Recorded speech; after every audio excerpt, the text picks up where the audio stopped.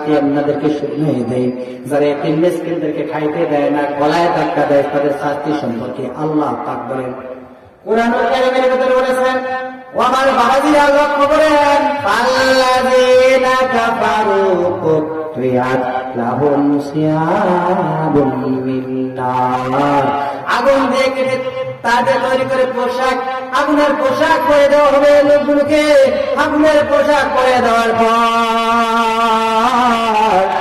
চামড়া যখন জ্বলসে যাবে, মোমের মতো টকবক করে পড়তে থাকবে। আমার বাবাজিরা, ও আমার যুবক ভাইরা, ও যুবক লক্ষ্য করো, যারা এতিমদের সাথে দুর্ব্যবহার করো তাদেরকে আগুনের চামড়া পরে দেওয়া হবে।